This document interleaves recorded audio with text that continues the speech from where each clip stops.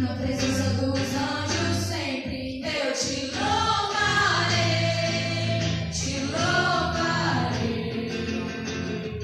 mesmo estando em guerra, celebrando minha vitória, eu te louvarei, e toda a terra no som se ouvirá, tua alegria.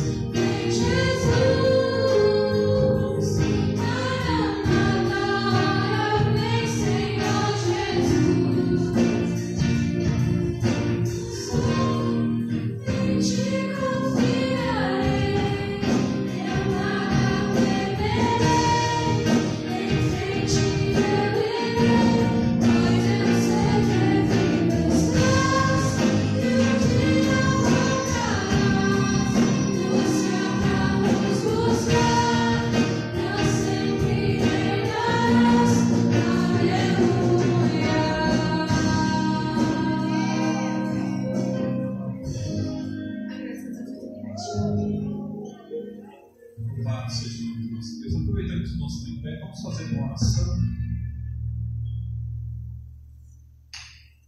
Louvado seja o nome do nosso Deus. Nessa oração, os irmãos colocam a minha vida, amém? Estenda as suas mãos para cá. Vamos orar, pedindo que o Senhor nos dê a sua graça e fale conosco mais uma vez por intermédio da sua palavra, amém? Oremos ao Senhor.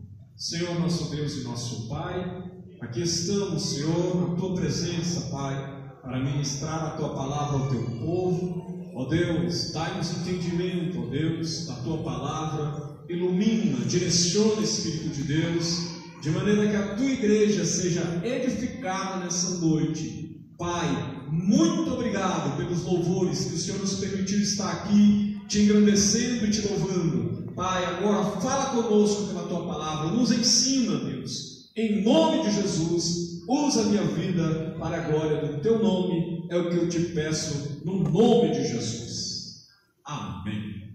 Os irmãos, abram suas Bíblias no Evangelho segundo escreveu Marcos, Evangelho de Jesus, Marcos capítulo de número 5.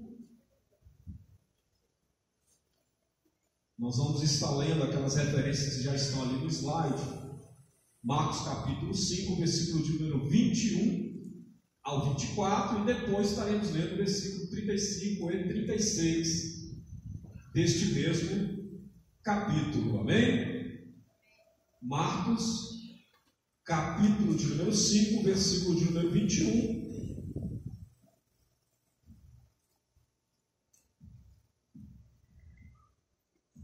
Como sempre fazemos, com a participação de toda a igreja, independente da tradução da sua Bíblia, mas que você faça a leitura do versículo, logo após a minha leitura, eu leio o versículo, os irmãos leem o seguinte, amém? Todos participando para a glória de Deus.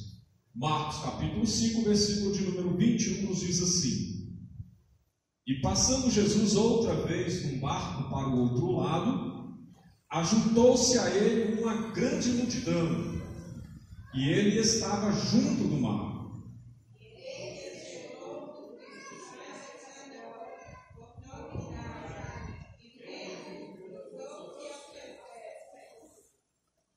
E rogava-lhe muito, dizendo: Minha filha está à beira da morte, rogo-te que venhas e lhe ponha as mãos para que saia e viva.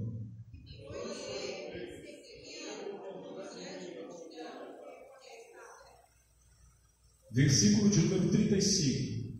E estando ele ainda falando, chegaram alguns do principal da sinagoga, a qual lhe disseram: A tua filha está morta. Para que enfadas mais o mestre?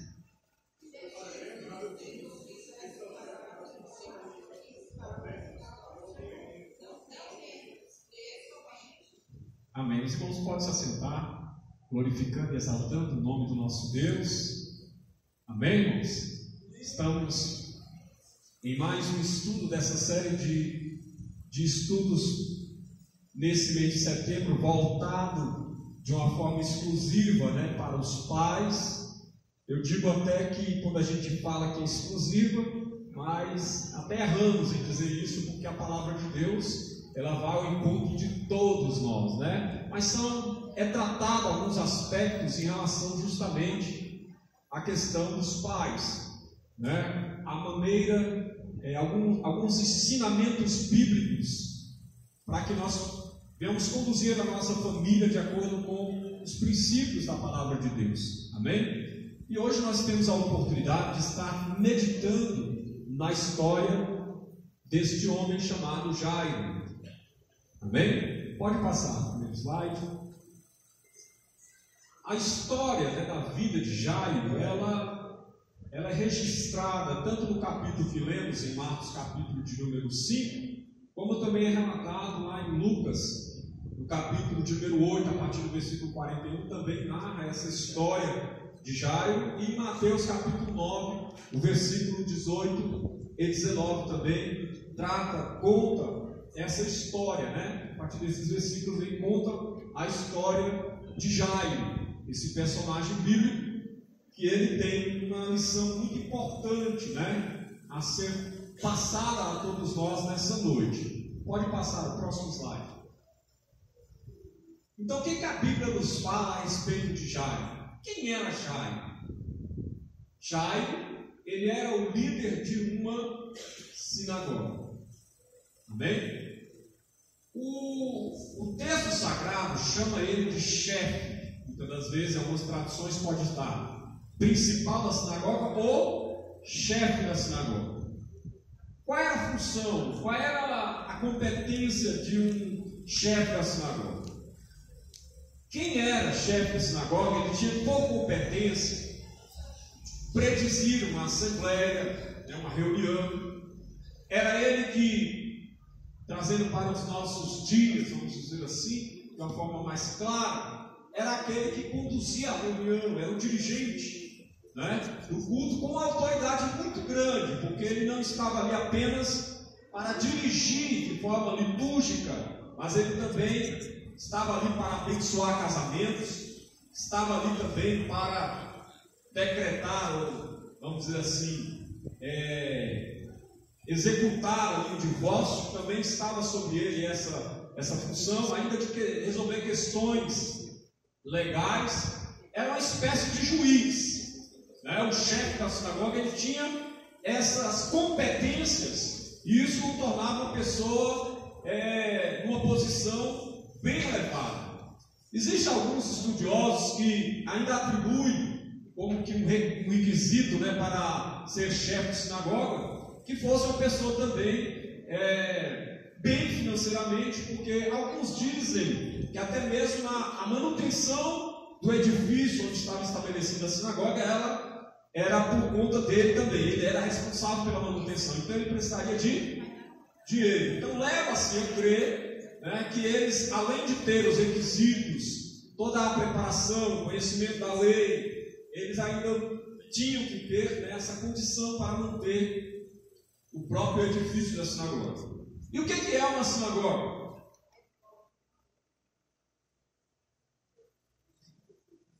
O que é uma sinagoga? Alguém pode me responder? Com as suas palavras, o que é uma sinagoga? Pode ser, irmãos. Será que é um mercado? Será que é um mercado onde farmácia? O que é isso? Sinagoga? Uma igreja? Um templo? A sinagoga, meus irmãos, você vai ver várias vezes, várias passagens bíblicas falando usando esse termo, sinagoga. E a grande verdade é que as sinagogas acreditam, a maioria dos estudiosos, que elas começaram a surgir justamente quando o povo estava em cativeiro na Babilônia. Por quê? Lá eles estavam perto ou longe do templo? Longe do templo. Além de estar longe, o templo, com o passar do tempo, foi completamente destruído. Então, como é que o povo de Israel mantinha a sua vida espiritual? Como eles iam dar continuidade ao culto a Deus em uma terra estranha, uma terra longe do templo, longe da sua pátria? Então, começou-se a desenvolver, começaram a ser estabelecidas essas sinagogas, que eram nada mais do que uma construção, não muito grande, mas ela já dava para atender a um grupo, um bom número, e ali então era erguido aquele edifício, não vou nem chamar de edifício, mas aquele local específico para que fossem feitas essas reuniões, aonde iam adorar a Deus, amém? Iam cultuar a Deus, iam se aprender a lei, porque era uma maneira também de uma espécie de escola, na verdade, também. Funcionava como uma espécie de escola, e nós vamos ver que durante toda a história bíblica do Novo Testamento, nós vamos ver a presença da sinagoga. Quando fala Paulo viajando, entrou na sinagoga. Jesus entrou na sinagoga. Porque começou-se então lá no cativeiro, por conta dessa dificuldade de estarem longe do templo. O povo de Deus, de uma forma sábia, estabeleceu um local de reunião onde eles pudessem estar ali adorando e dando continuidade à sua vida espiritual. Amém? E as sinagogas foram estabelecidas e elas, depois do cativeiro, ainda permaneceram, muitas delas ainda, servindo de local para a reunião dos judeus, dos israelitas, em qualquer lugar que eles estivessem, tendo uma sinagoga, eles iam estar ali reunidos. Ainda hoje existem sinagogas? Existem, espalhadas em muitos lugares, em muitos países, com esse mesmo objetivo, onde os judeus se reúnem para adorar a Deus e ali também meditar, né, na palavra de Deus, aprender, né, no caso quem está começando a sua idade de aprendizado e aqueles ali que já conhecem, estarem ali refletindo, né, meditando. Então eu gostaria que o irmão abrisse para mim Lucas capítulo número 4 e lesse o versículo 16. Uma segunda pessoa vai abrir Atos dos Apóstolos capítulo número 13. Você vai ler o versículo 14 e 15, por gentileza. Lucas, Evangelho segundo escreveu Lucas capítulo 4, o versículo é o versículo 16. E outro irmão vai abrir em Atos dos Apóstolos capítulo 13, versículo 14 e 15. Pode ler, Lucas 4, 16.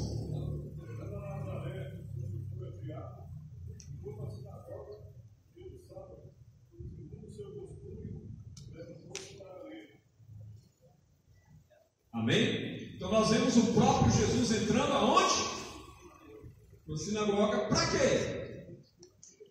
Né? Ele estava ali para ouvir, mas foi lhe dada a oportunidade também para falar. E ele então abriu, e é um texto tremendo, onde Jesus abre em Isaías capítulo número 61, né? E depois de ler, ele diz: essa palavra se cumpriu. E aquilo causou um espanto, porque não era comum alguém chegar, terminar de ler o texto e dizer: hoje se cumpriu. Tinha que ter autoridade, e Jesus tinha autoridade de sobra para dizer isso.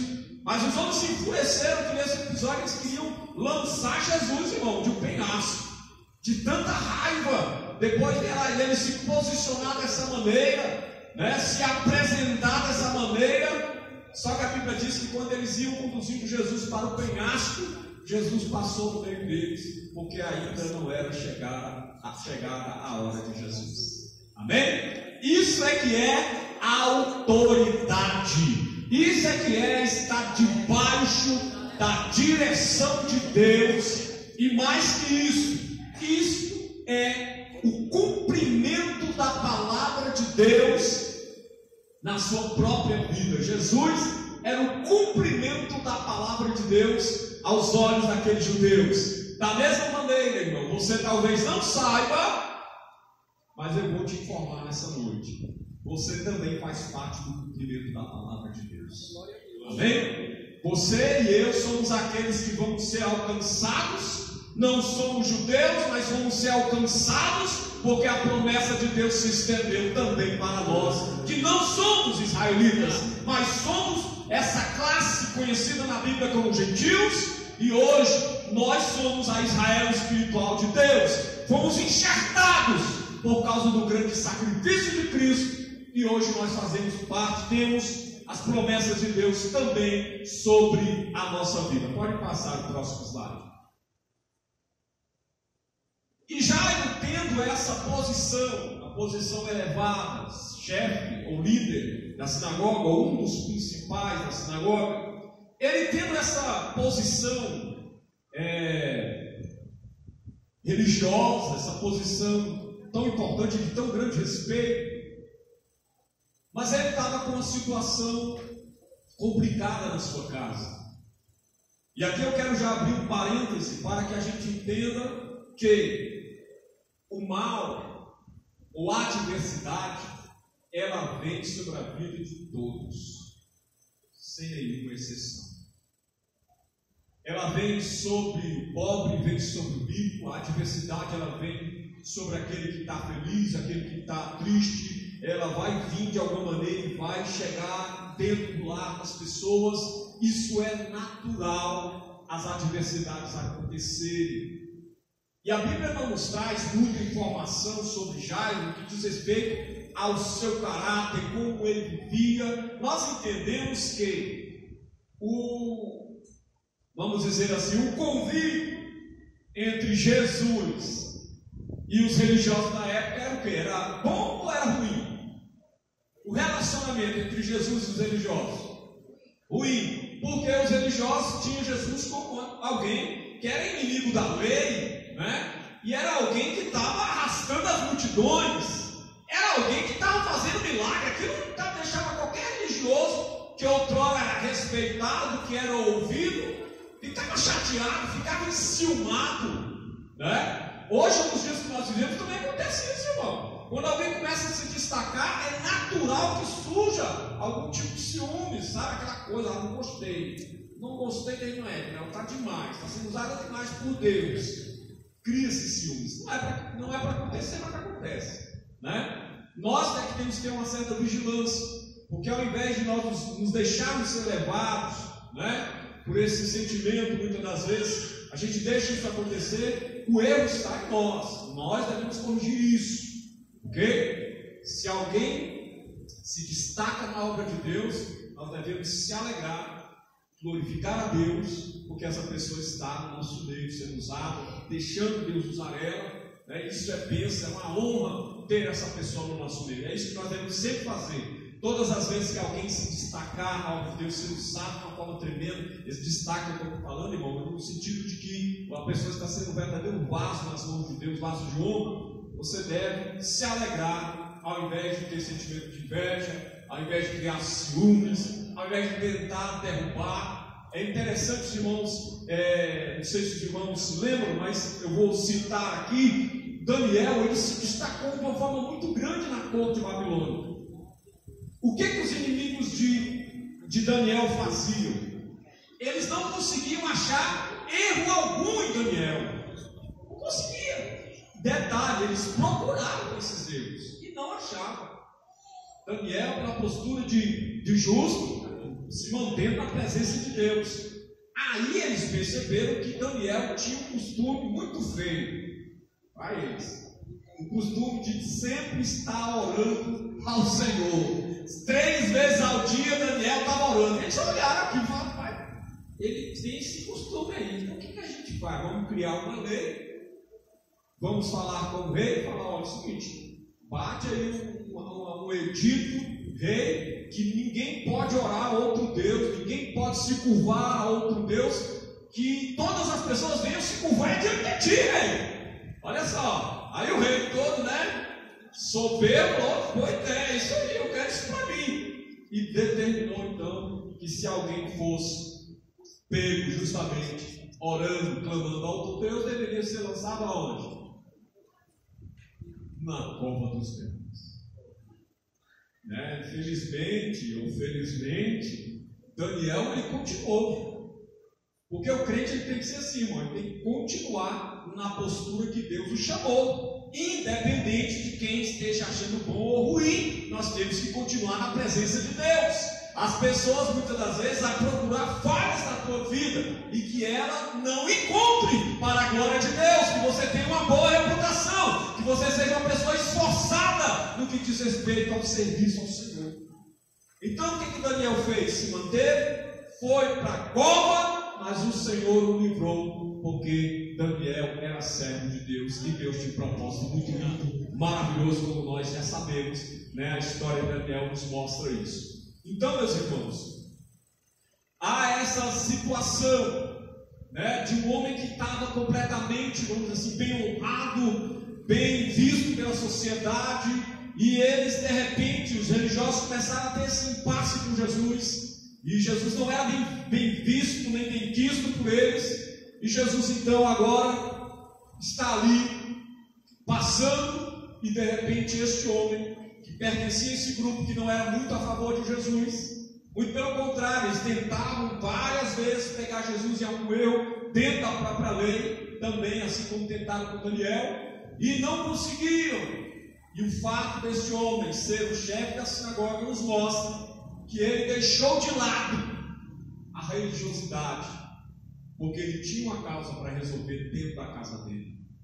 E aquele homem resolveu se humilhar diante de Jesus, esse que não era muito bem visto, não era muito agradável à presença de Jesus para os religiosos da época. E ele se prostrou diante de Jesus. Aqui eu quero que você leia para nós, por favor, Marcos capítulo 5, versículo 22. Jairo, mesmo sendo chefe da sinagoga, deixou de lado a sua posição religiosa, foi até Jesus em busca da solução para a sua filha. Marcos capítulo 5, versículo de número 22. Alguém vai ler, por gentileza.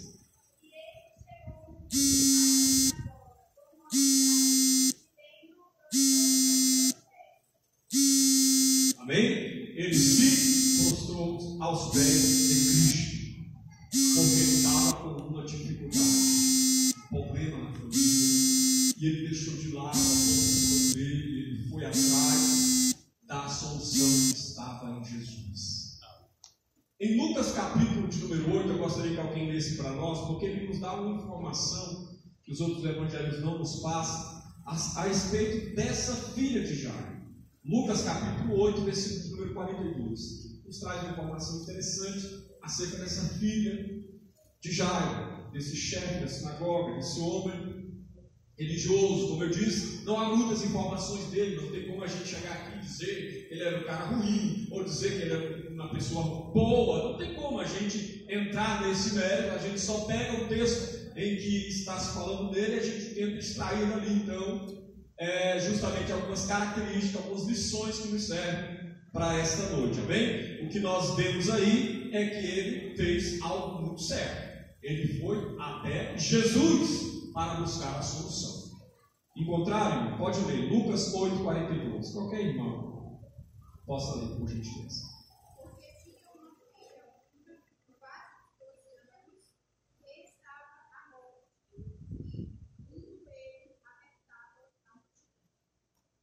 Amém? Então, a filha de Jairo tinha quantos anos? É isso que o texto diz? Quase. Por que eu estou pegando nesse detalhe? Porque é muito importante que a gente sempre afirme justamente aquilo que está na Bíblia. Ela não tinha 12, ela tinha quase 12. Mas isso não tem nada a ver, a diferença era pouca, como o texto diz que é quase. Mas é importante que você sempre se atente para os detalhes das Escrituras Sagradas, que isso fará toda a diferença no estudo, no análise, num debate. Quando as pessoas querem debater, você vai mostrar para elas algumas coisas, detalhes, porque nós precisamos prestar bastante atenção em tudo, né? E nas Escrituras Sagradas principalmente. Então ela tinha quase 12 anos. Que coisa, irmão! Um filho, uma filha. Imagine você ter uma filha ou um filho quase morrendo. Quase morrendo. Não sabemos se Jairo procurou algum médico da época, não sabemos, não há registro, não sabemos se Jesus para ele foi a última opção. Não sabemos, não podemos afirmar que também se Jesus foi a primeira, não sabemos. O fato é que a Bíblia registra que ele foi até Jesus, porque a filha dele, de quase 12 anos de idade, estava à beira da morte. Pai e mãe que estão aqui presentes, lute pelos vossos filhos. Lute. É interessante dizer que quando Jairo se prostrou diante de Jesus, o texto sagrado diz o seguinte, a expressão, e rogou-lhe muito. Marcos capítulo de número 5,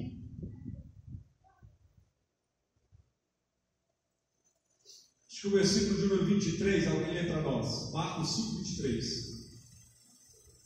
E rogava-lhe muito, dizendo, minha filha está moribunda, rogo-te que venhas e lhe impunhas as mãos para que sare e viva.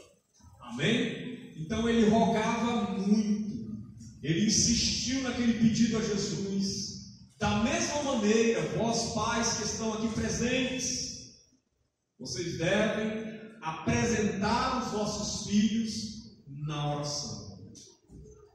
E não faça isso numa intensidade pequena, mas faça isso de uma maneira constante.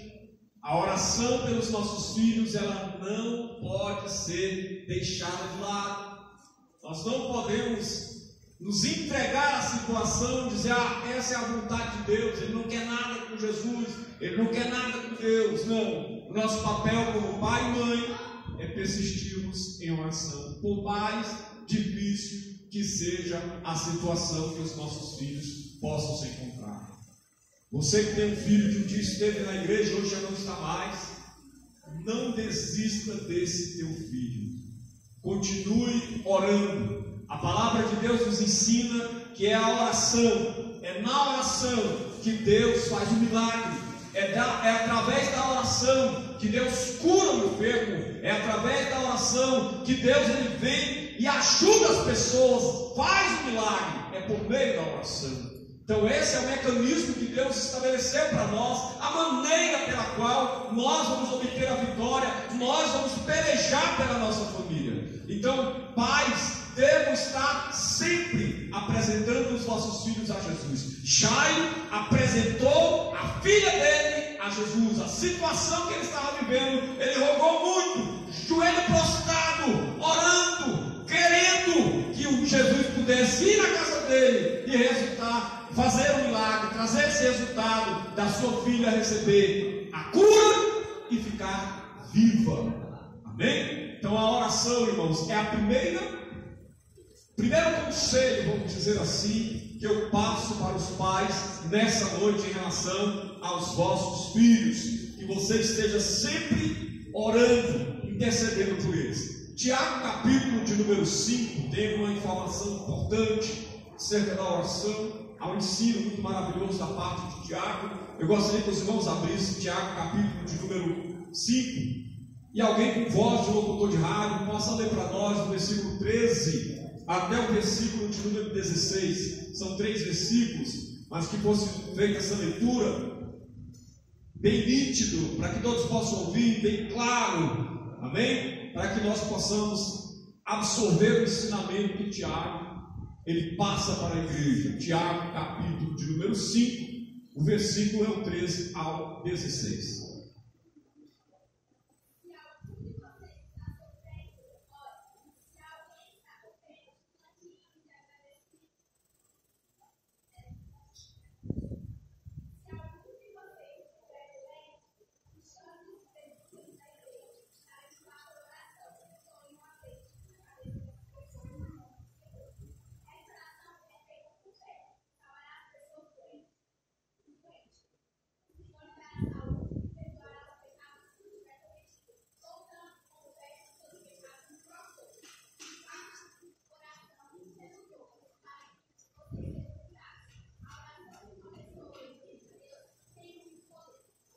Em outras traduções, a oração do justo pode muito, não pode pouco, pode muito em seus efeitos. Meus queridos irmãos, o que nós precisamos nesses dias atuais?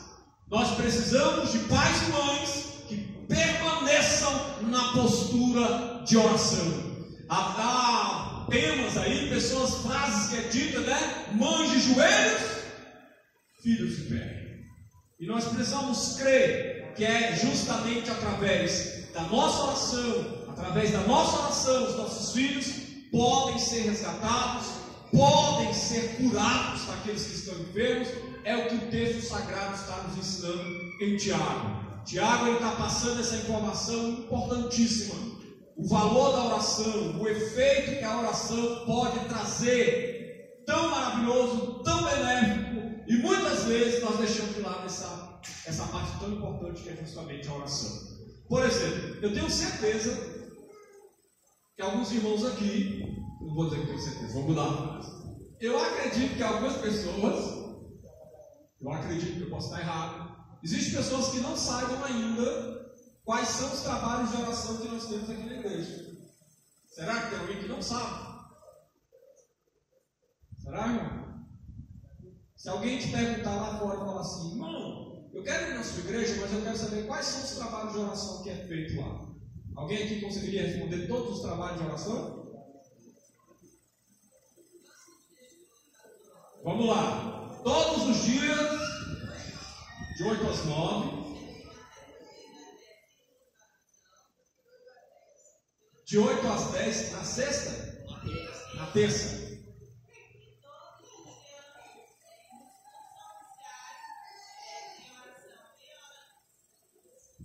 Nós estamos até reduzindo esse horário, né? Basicamente, poucas pessoas participam desses períodos antes do culto. Pouquíssimas pessoas participam mesmo. Então eu já quero recomendar aos irmãos, ao entrar por essas portas, você já tem a liberdade de dobrar os seus joelhos. Por quê? A oração inicial, ela basicamente, pelo menos na terça e na quinta, ela está indo de 7h30 até 7h45. Ok? Está sendo dessa forma. Anteriormente era de 7 horas até as 8. Nós estamos reduzindo esse período de oração. Poucas pessoas estão participando, pouquíssimos participavam nesse período de meia hora. Né? Alguns irmãos já tinham ideia do seguinte: não, vou chegar depois da oração, vou chegar lá com a hora do culto, 8 horas. A gente entende que em alguns casos existe uma dificuldade. Eu não estou falando dessa situação, mas quem pode estar aqui, usufrua, irmão, dos cultos de oração. Usufrua, entre, dá o seu joelho. Tem situações, porque fica chato. Eu estou aqui orando, aí eu olho para trás e vejo todo mundo conversando. Fica chato eu fazer oração indireta. Você já viu isso? Oração indireta? Quem já viu? Nunca viram? Eu estou orando aqui, Senhor, meu Deus, meu Pai, eu oro, todos vocês conversando. Eu falo, Senhor, meu Deus, dá sabedoria para esse povo, Pai, está na tua casa. Meu Deus, cadê os irmãos que oram? Aquela oração que você está gravando indireta. Não é muito bom isso, não é nem saudável. Né? E os irmãos podem ficar chateados e falar, então não oram. Olha o problema. Aí então não vou orar mais não. Tem crente assim, irmão? Irmão, tem crente assim. Tem crente que se chateia, principalmente se ele for corrigido, ele fica indignado. Lembramos, irmãos, que a oração é benefício para quem, missionário Getúlio? A oração é benefício para quem? Para quem está orando, irmão. Você não ora para me alegrar, você ora porque você precisa. Nós não oramos aqui para agradar o dirigente, não, irmão. É porque todos nós necessitamos de oração.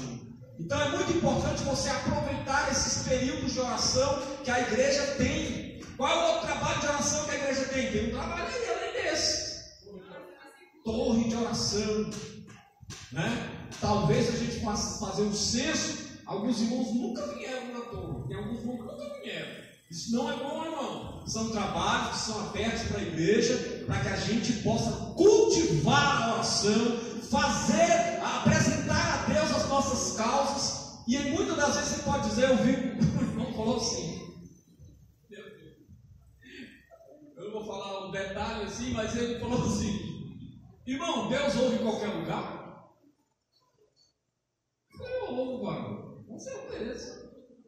Por isso que eu não vou para a torre de oração. Meu Deus do céu, que mente, né, irmão? Vai entender a mente de uma pessoa desse jeito, né? Se for esse pensamento, eu preciso ir para a igreja? Deus está em todo lugar. Olha, não é um pensamento complicado esse aí, irmão? Ele não é saudável. Nós temos que valorizar as oportunidades que Deus nos concede. Se temos um trabalho específico de oração, vamos participar, vamos usufruir. Quem aqui sente a bênção depois da oração, levanta a mão. Sente o alívio, sente o fortalecimento depois da oração. É por isso, irmão, que tem muito crente fraco, muita gente desanimada, porque ainda não conhece a eficácia, o que a oração ela produz na nossa vida. Certa vez eu estava conversando com alguns irmãos e nós estávamos testificando que muitas das vezes a gente vem para a oração com um problema, a gente ora, a gente vem, vamos dizer assim, muito afetado pelo problema que estamos passando, a gente vem aqui, ora, recebe o alívio e o problema continua. Olha a importância da oração, irmão. Causa um refrigério, nos fortalece para enfrentar a situação, porque nem todo problema vai ser resolvido assim, ó. Tem muita coisa que Deus requer de nós, perseverança. Amém? Deus muitas das vezes tem trabalhado em nossas vidas justamente nesse aspecto. Ele tem poder para dar a vitória que você quer. Hoje tem. Deus tem o poder de mudar a tua situação? Tem. Mas sabe qual é o maior objetivo de Deus é mudar cada um de nós, é mexer com o nosso caráter, é mexer com a nossa mentalidade a respeito dele. Muitas vezes nós estamos acostumados, irmãos, a dizer algumas frases. Nós dizemos assim: irmão, o crente tem que dar glória na luta. Quem aqui já falou essa frase? Levanta a mão. Ou parecida. Irmão, o crente tem que dar glória na luta. É lindo isso, né, irmão? Mas é a prática. Nós fazemos isso? Não é difícil, pastor? Na hora que nós estamos na luta, na peleja. Mas é aí que está. Deus muitas das vezes nos leva a situações, permite que venhamos viver situações bem complicadas. Cada um de vocês tem os problemas de vocês, cada um de nós temos os nossos problemas, e Deus permite que a gente passe por essas situações, e Deus está esperando a nossa reação. Como nos comportamos? Como que nós vamos reagir a essas situações? Porque eu volto a dizer a frase que eu disse um pouco no início: o problema, irmão, bate na porta de todos. Todos nós enfrentamos dificuldades, as mais diversas, situações obviamente distintas, mas passamos por elas. E Deus espera a nossa reação, uma reação de continuar adorando a Deus. Quem lembra de Jó? Perdeu tudo e diz: bendito é o nome do Senhor. Permanecer são exemplos bíblicos para que a gente também aprenda a viver dessa maneira. Passando luta, prova, você não arreda o pé daquilo que você está fazendo. Eu já vi situações, já ao longo dos anos, de pessoas, por exemplo, está extremamente trabalhando para o Senhor, aí vem a luta. Aí a primeira coisa que ele faz: pastor, eu entrego todos os meus trabalhos, eu não estou suportando a luta. É assim ou não é? A maioria das pessoas, muita gente passa por isso, situações complicadas. Não estou falando que as situações são fáceis, mas ele passa, a primeira coisa que ele passa é o que? Eu vou me livrar da obra. Em outras palavras, claro que não fala isso, né? Vou me livrar da obra. Mas, de forma indireta, ele está se livrando, né? Ainda que ele pode ter planejado o seguinte: eu vou ficar um tempo fora para me ajeitar, né? Isso não é um pecado grave. Não é isso. Eu quero mostrar o aspecto que muitas das vezes Deus está te querendo levar a algo muito maior, e você muitas das vezes, com essa atitude, você deixa de crescer um pouco mais. Você pode até se ausentar da obra, você pode até resolver o que tem que ser resolvido, mas você deixou de ter um crescimento muito maior. Talvez a luta ia passar também mais rápido se você tivesse agarrado com Jesus continuando na batalha. Porque se tem uma coisa, irmão, que nós precisamos ser, é guerreiro. Crente tem que ser o verdadeiro guerreiro. Quando você lê as Escrituras, você percebe que os homens do passado, eles se esforçavam muito pela obra de Deus, davam o seu próprio sangue, sabe, enfrentavam leões, eles não estavam nem aí, porque eles amavam a Jesus. E muitas das vezes, irmão, nós falamos que amamos a Jesus, mas na hora não vamos ver esses detalhes, não é uma coisa tão grande. Mas na hora da luta, Deus quer que você permaneça na posição que você foi chamado, e você resolve recuar. Isso não é bom. Você deixa de crescer, você deixa de ver Deus agir, você deixa de ver a palavra de Deus se cumprir na sua vida. Você vai ter o prazer de chegar aqui na frente e dizer: irmão, nós estamos numa luta tremenda, mas o Senhor merece a glória e a honra, e você vê Deus te usando. Por que isso?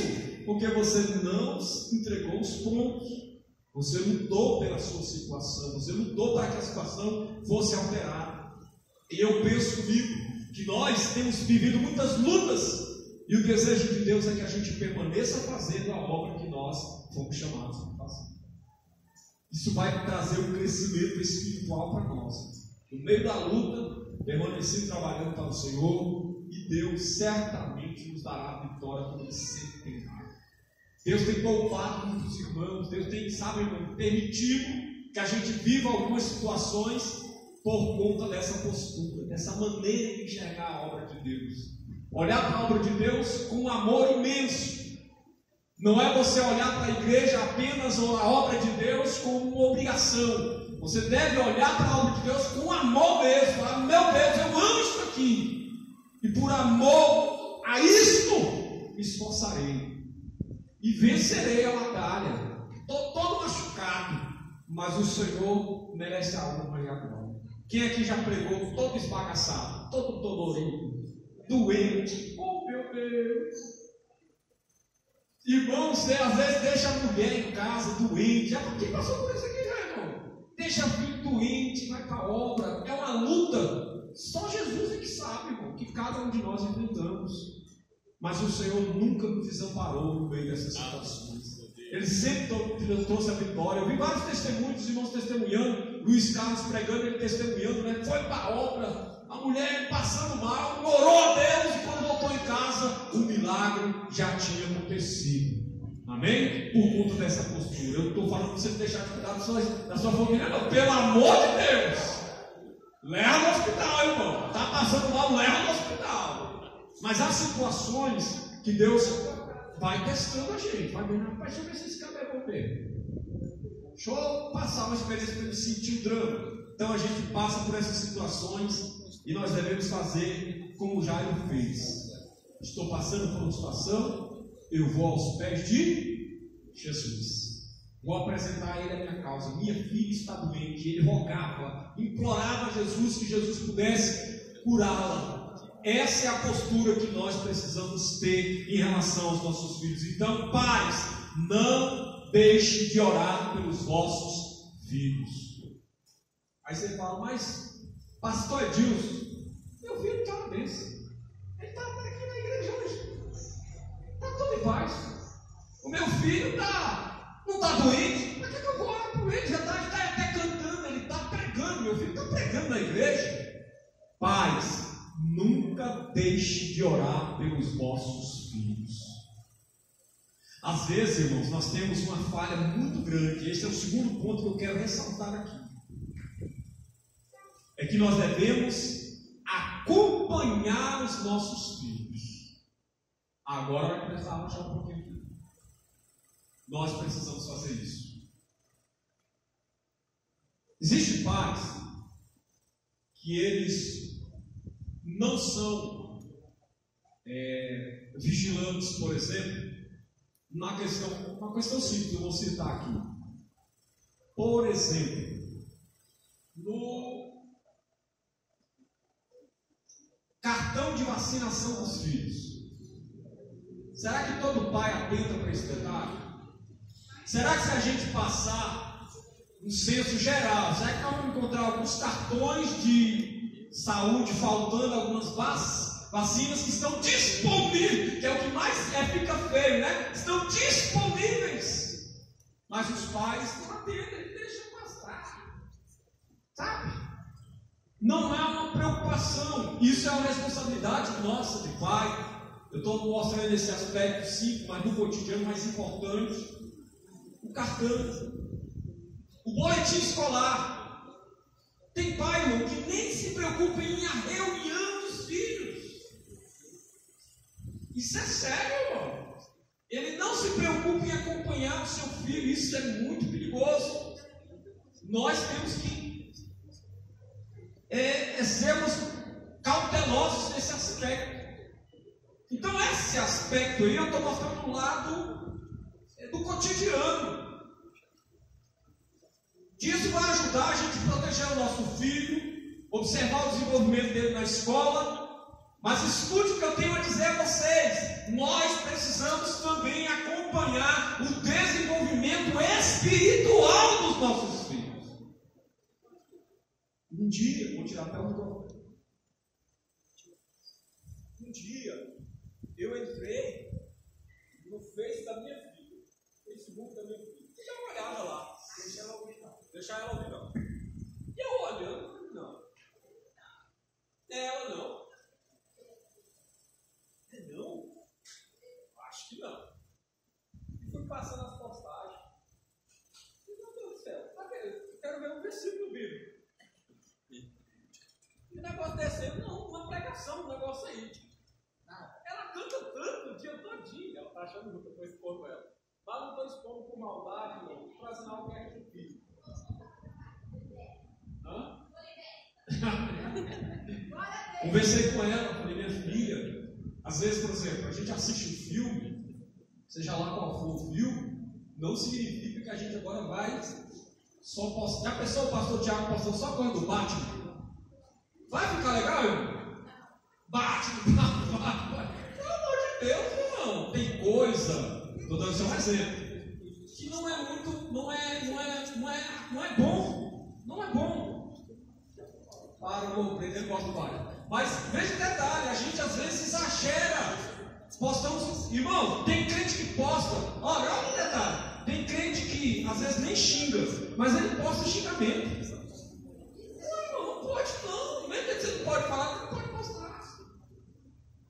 É óbvio que eu não estou aqui como o analista de redes sociais determinando que vocês vão postar. Negativo. Longe de mim. Mas eu digo que nós temos que ter vigilância, tanto os pais como os filhos. Né? O que você posta, o seu filho às vezes tem acesso. Está lá o pai xingando, está lá o pai fazendo tanta besteira, tanta coisa, né, irmão? E às vezes isso não é saudável. Viu?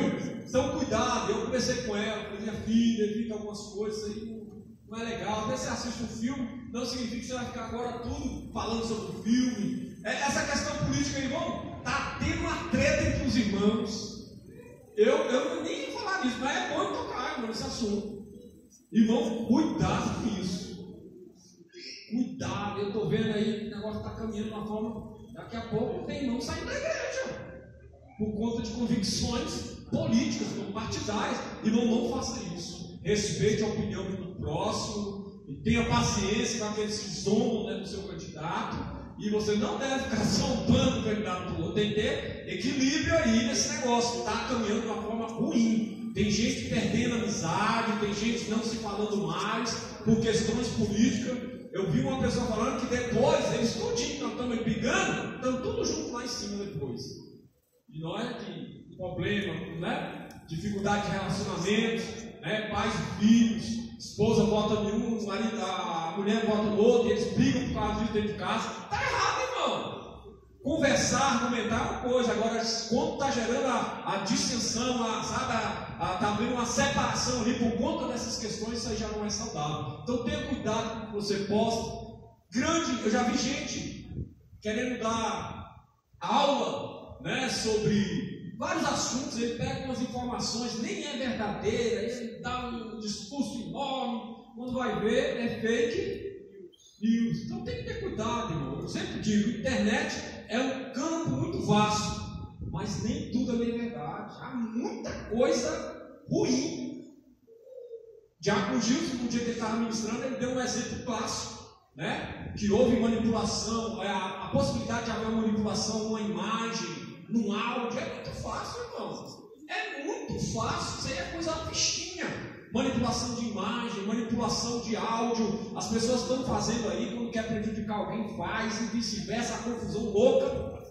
Tenha cuidado, nem tudo que você está vendo na internet é verdade, nem toda notícia aí que se espalha é uma realidade. Então tenha cuidado. E pastores estão pregando aí, se você votar não sei quem, você está com o diabo. Se você votar no fulano, está com o capiroto. Irmão, pelo amor de Deus. O diabo está falando, eu não tenho nada a ver com isso. O povo está se atrapalhando. Então a gente tem que ter a nossa postura. Ninguém é proibido de expressar a sua opinião, mas tenha muito cuidado com isso. Principalmente quando tratamos de igreja. A gente tem que ter um cuidado maior. Por que eu digo isso? Porque o próprio apóstolo Paulo, ele diz, quando ele está indo embora para Jerusalém, sabendo que ia ser preso, os irmãos começaram a chorar.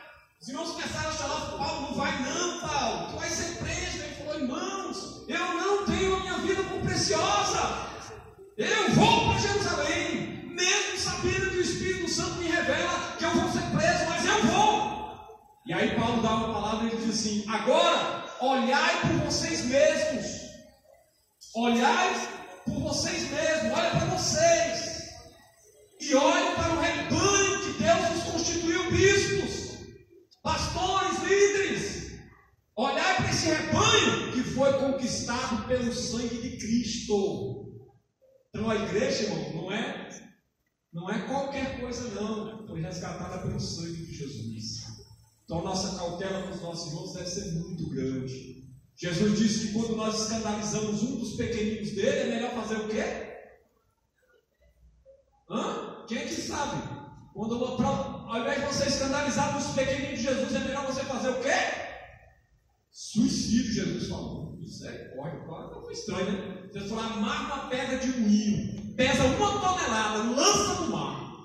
É melhor fazer isso do que escandalizar um dos meus pequeninos. O negócio é sério?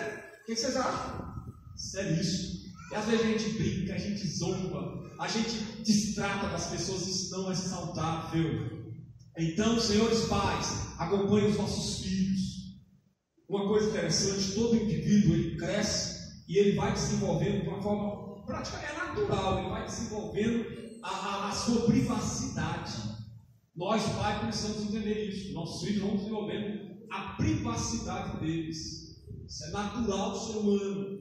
Entretanto, nós, pais, temos que estar acompanhando, mesmo tendo esse desenvolvimento da privacidade, mas nós não podemos deixar a coisa fluir de forma desenfreada.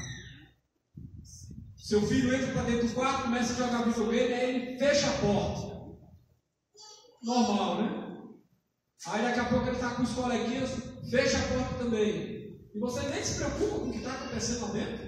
Está errado, irmão. Não é filho dos irmãos. Meu filho, abre o olho. Não, misericórdia. Um dia um pastor falou uma coisa assim no tom de brincadeira, mas ao mesmo tempo tinha uma verdade.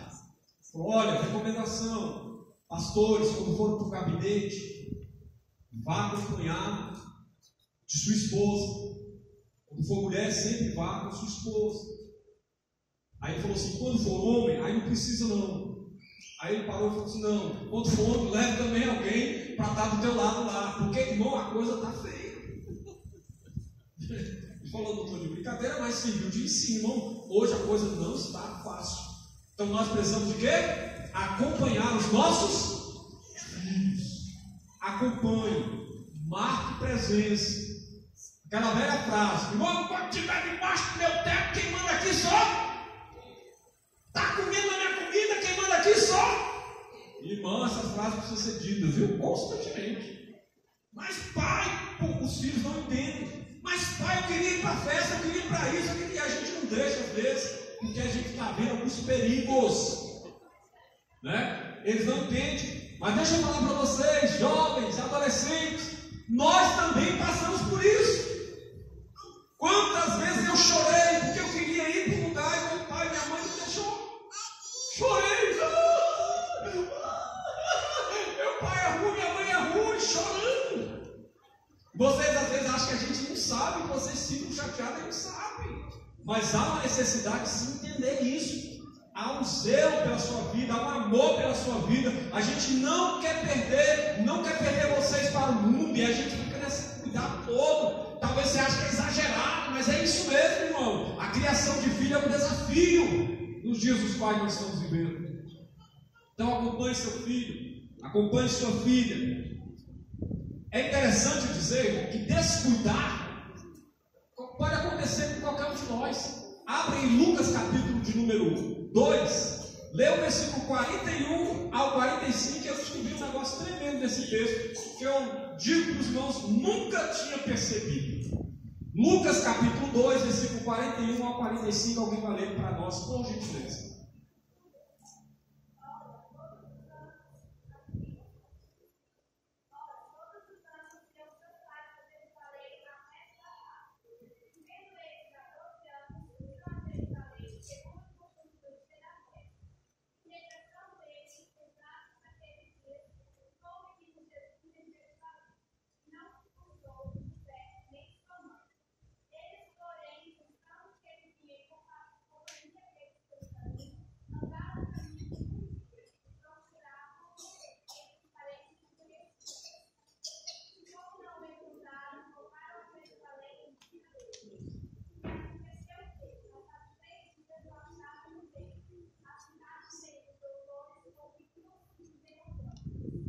Era só até o 45, você já tirou a surpresa nesse palavra.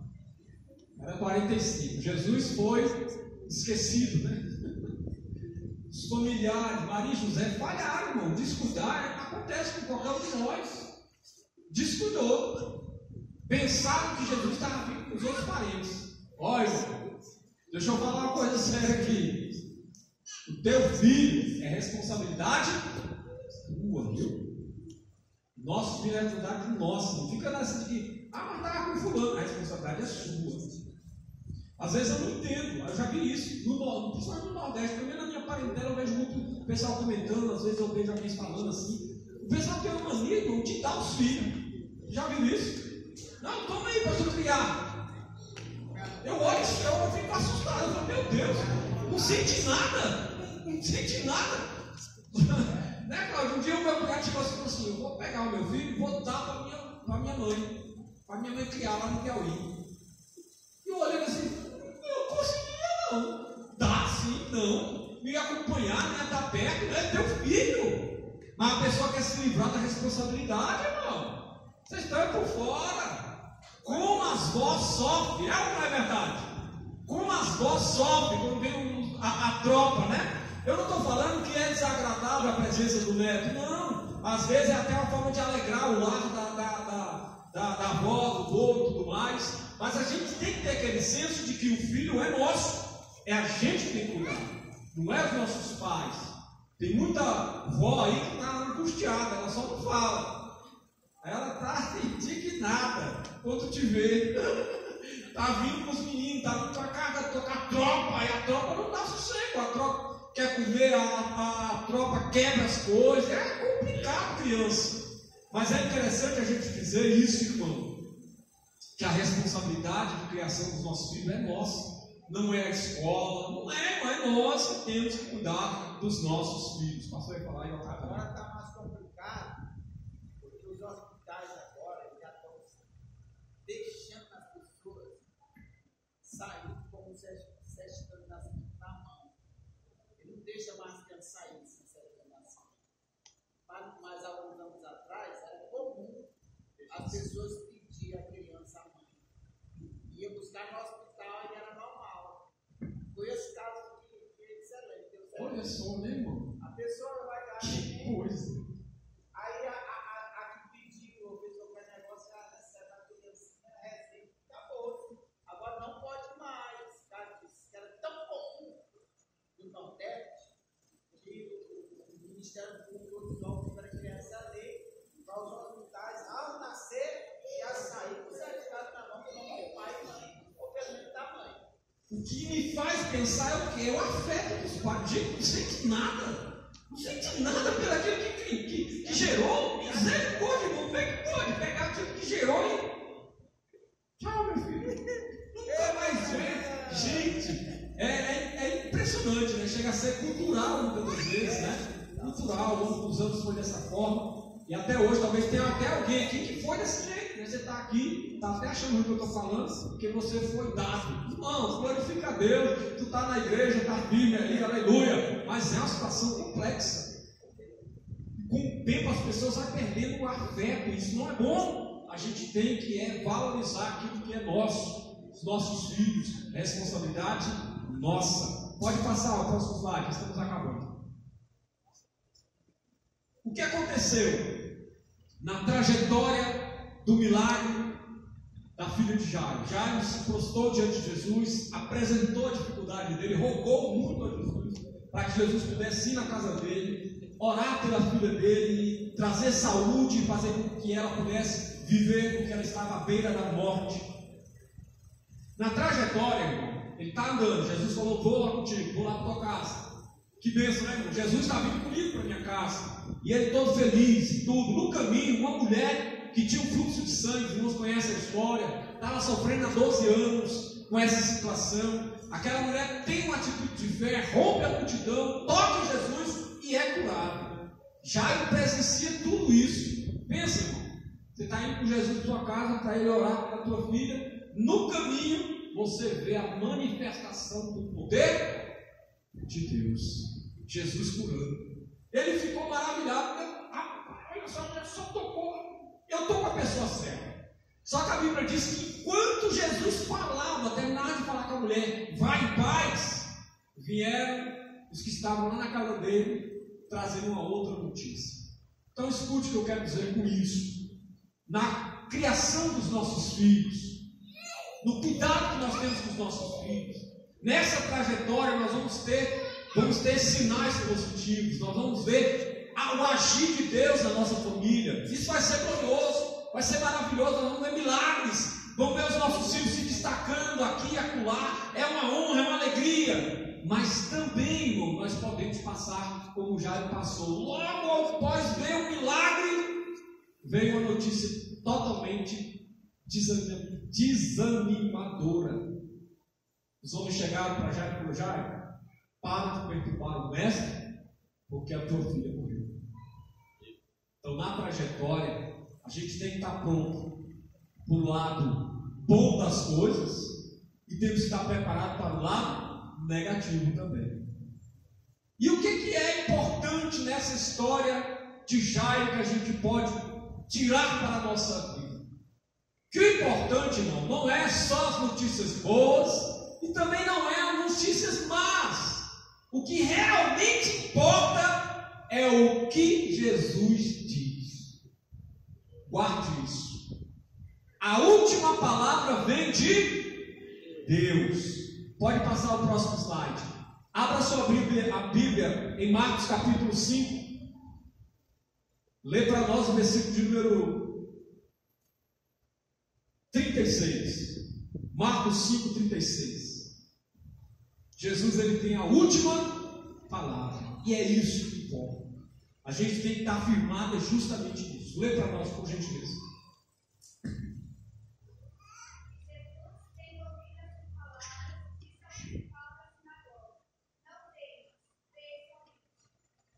Amém?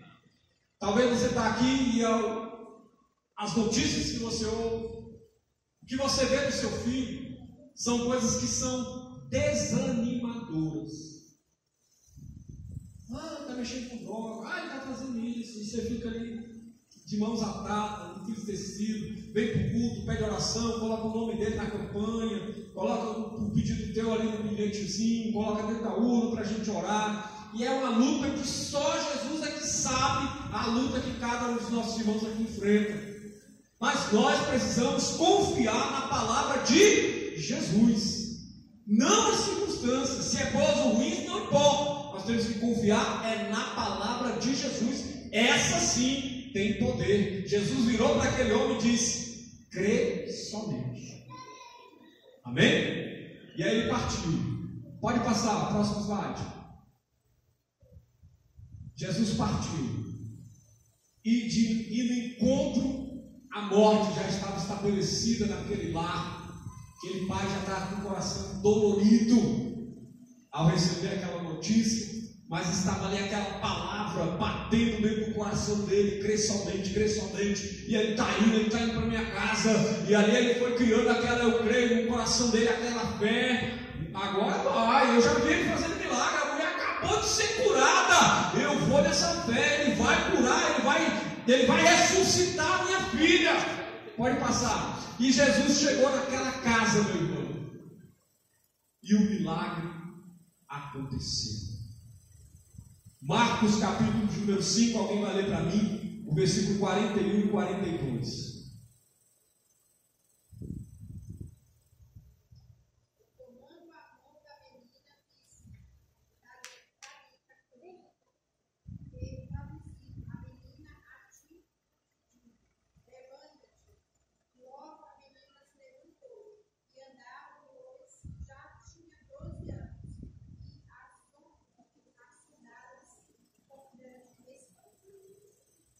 Amém? Jesus fez o milagre. Amém? Por quê? Jesus atendeu o pedido daquele pai que foi atrás da solução do seu problema, e ele foi no lugar certo, ele foi a Jesus, ao encontro de Jesus, para obter o milagre, e o milagre aconteceu.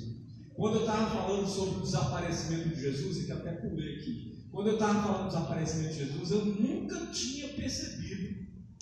Eu já li várias vezes, já ouvi várias vezes, mas eu nunca tinha percebido que Jesus ficou desaparecido 3 dias. Vocês sabiam disso? Eu achei demais. Meu Deus. 3 dias, a pessoa não, pais, 3 dias sem ver seu filho. Ficou em Jerusalém o menino. 3 dias, gente. Quando eu li esse texto, eu pensava assim: Jesus ficou em Jerusalém, os pais procuraram, voltaram para Jerusalém, tudo em um dia. Chegou lá de noite, havia o menino lá. Eu pensei que tinha sido assim. Mas o versículo 46 revela para nós que Jesus ficou desaparecido 3 dias. O que esse menino comeu? Hã? Como ele tomou banho? São pensamentos de pai. Vocês estão achando estranho, mas o pai precisa ler isso. Com quem que ele ficou? Onde ele dormiu? Mas Jesus estava fazendo os negócios do Pai Celestial. E não tenha dúvida que o Pai o amparou, o Pai o guardou. Prova disso é que quando a mãe retornou, o filho foi encontrado no meio dos doutores. Amém? Já o caso de Eli, ele descuidou para os filhos de sacerdote, ele não zelou, não cuidou, não teve cuidado com a vida espiritual deles, e eles se tornaram filhos de Bilial, ou seja, homens malignos. Eles não honravam a Deus, desrespeitavam as ofertas, desrespeitavam todo o procedimento que era necessário para o sacrifício, eles desprezavam. E ali então, Deus usou um profeta para Eli e disse: olha, ele dá uma informação muito interessante. Esse profeta, ele diz assim: por que você honrou os seus filhos mais do que a mim? Né? Às vezes, irmão, nós temos um sentimento de autoproteção. Isso também é ruim. Né? A gente fala assim, a gente pensa que os nossos filhos sempre são os melhores, são os mais santos, são os mais quietos, e a gente ensina para eles ser os mais quietos. Né? E às vezes a gente não aceita quando alguém me fala assim: ó, o teu filho estava fazendo isso. O meu não. O meu, eu trago no cabeça. Irmão, você já foi criança, você já foi adolescente, você sabe que a gente consegue tapear. Consegue ou não consegue? Criança consegue tapear, consegue enganar. Às vezes ele, entendeu? Não é nem maldade dele, mas é porque ele, para tentar safar, ele inventa, ele se faz de vítima. Eu já vi uma criança, irmão, que ela chegou perto do local de trabalho, ela era filha do funcionário lá, e ela chegou e pediu um negócio para o rapaz não deu para ela. Ela se jogou no chão. Ela se jogou no chão, de bufo, e começou a gritar. De forma, o pai veio correndo, ela levantou e falou: ele me derrubou. Jesus! Ainda bem que o pai já conhecia a filha bem mesmo. Não, deixa pra lá, e ficou assim, todo mundo. Aí veio as testemunhas e falou: não, ela se jogou, ele entendeu, mas né? Ficou aquilo ali, aquela menininha, desse tamanhozinho, um negócio desse. Não deixa, não. Se fizer isso aí, está correndo logo. Porque vai crescendo, dando bife mercado. Ai, bife mercado? Feia, né? Antes que continue desse jeito, lá na frente passa vergonha. Pior que a maioria de nós da igreja, só quem é o outro. Nós andamos nesse mundo. Pouco erro, meu filho não fez, ele foi de boa. Certa vez um colega meu, rapaz dele era adolescente, estava andando aí em certo lugar e ele foi assaltado de arma. Aí prenderam todos. Aí o rapaz botaram no fogo, ele foi o outro. Desse jeito. A autoproteção, você protege os seus filhos. Nós da igreja, nós temos essa maneira de defender até verdade. Mas, na realidade, nós também é. Justamente. E como é? Filho de pastor, então. Meu Deus! Só Jesus na causa, bem? Então eu deixo essa palavra para os nossos irmãos, senhores pais. Primeiro, não largue a oração, permaneça em oração, creia no milagre. Deus pode salvar, Deus pode resgatar. Segundo, acompanhe. Vós filhos, não se chateiem com o acompanhamento dos vossos pais, com a pesquisa que seus pais fazem. Quando seu pai abre um quarto lá, o que estão fazendo? É natural nosso mesmo, não tem que fazer isso. É para o seu próprio bem. Viu? Entenda. Amém? Se coloque de pé em nome de Jesus, vamos fazer uma oração. Aleluia. Enquanto os nossos irmãos vão se preparar para louvar ao Senhor aqui. Louvado seja Deus, para nós ganharmos tempo, vem se preparar para louvar, o grupo que vai louvar ao Senhor. E eu gostaria de fazer uma oração, amém? A oração essa